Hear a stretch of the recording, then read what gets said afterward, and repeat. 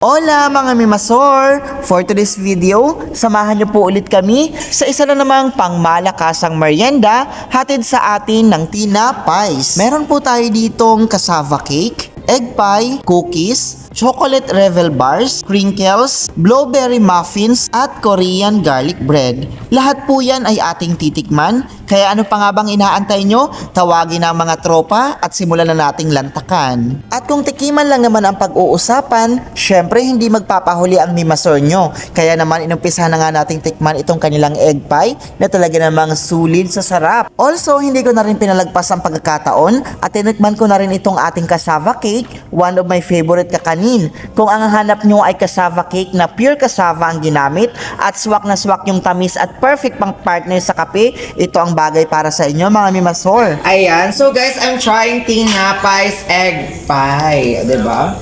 Let me, first look pa lang, oh, very appetizing guys, oh. Pabog. Grabe, sarap.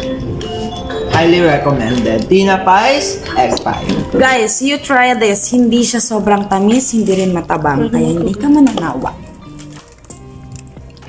Nakakatuwa yung level bars niya.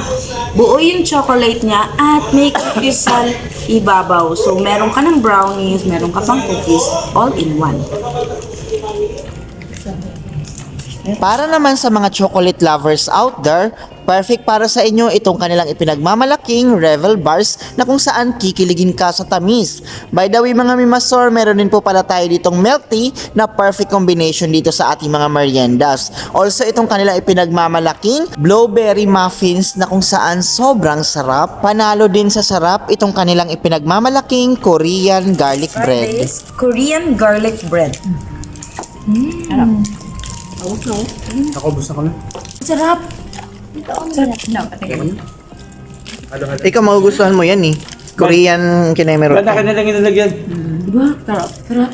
Ay, hindi kakainin mo to? Oo, tira kayo. Pay nga ang nanalo sa panlasa ng aking mga workmates. Kitang-kita nyo naman na talagang hindi nila tinigilan hanggat hindi nauubos yung ating mga egg pies. Perfect din itong kanilang cassava cake na kung saan panalo to i-partner sa mainit na kape. One of my favorite bonding talaga together with my workmates. Syempre ano pa nga ba kundi ang mag-food trip.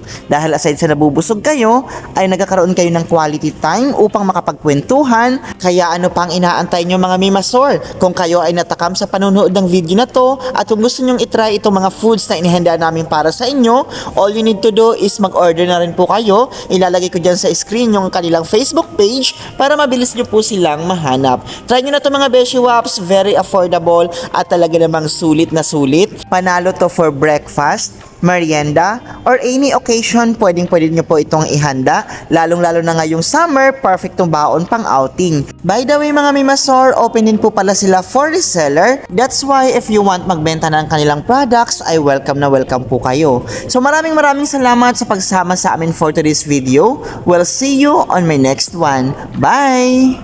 Sarap. Pure na pure yung chocolate. Buong buo parang cream crust ng Starbucks.